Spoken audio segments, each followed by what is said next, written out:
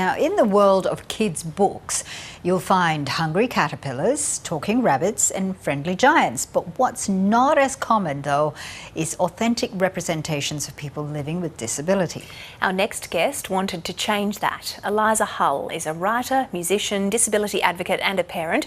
She's written a book celebrating the lives of kids and families who live with disability. Here's a taste of the book. Come over to my house the day after next.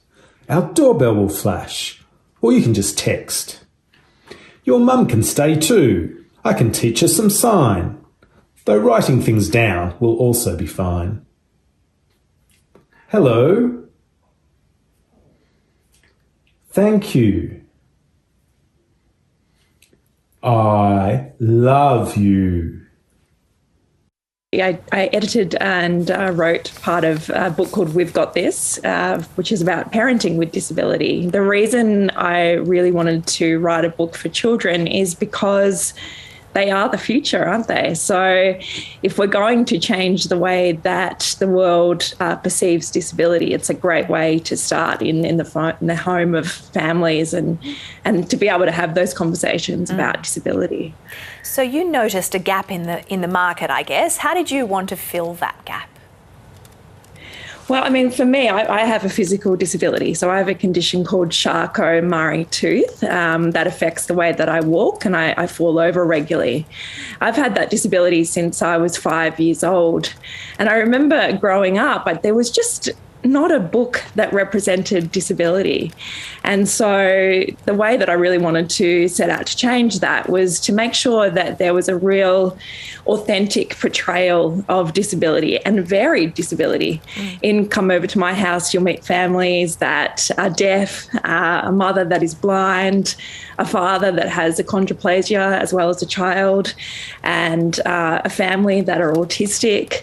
And so I wanted to make sure there was a real cross-section of disability. And I think that the thing that I'm most excited about with this book is actually reaching families that are non-disabled, families that might not have ever had conversation in the home about disability. I think this book is a real great conversation starter.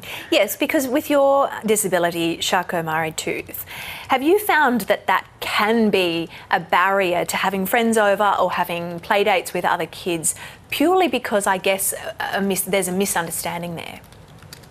Oh, absolutely. I think, a lot of families and children might not even invite a person with disability over into their home because they're afraid that that person might not be able to get inside the home.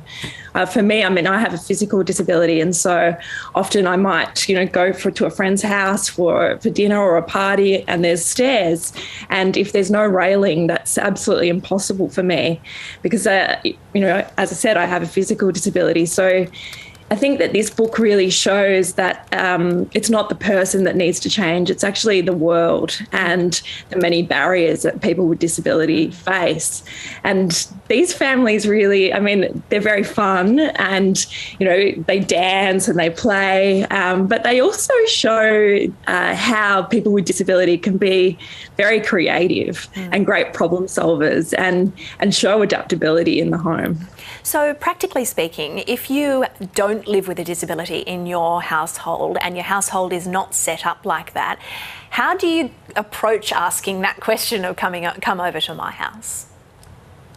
I think ultimately I would say just ask the question. I think that a lot of people are worried about stepping in and doing something that might not be right, whereas I feel like the opposite to that is not asking at all. And I think that is where the problems lie. I think we need to have these conversations and we need to just ask that question and come over to my house. What can I do to make my house more accessible for you? And what do you need?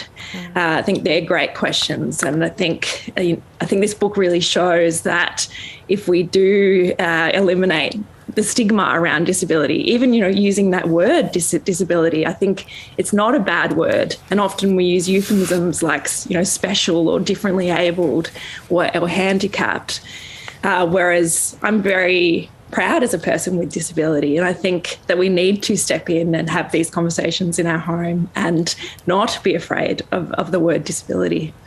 Just briefly, at the end of the book, you go through the characters and each of them introduces themselves and says a little bit about themselves. Why did you add that in? Again, so I collaborated on this book with an incredible children's writer, Sally Rippon. In our home, we're big fans. My children love her books. She's written the, Polly and Buster books and Billy B. Brown.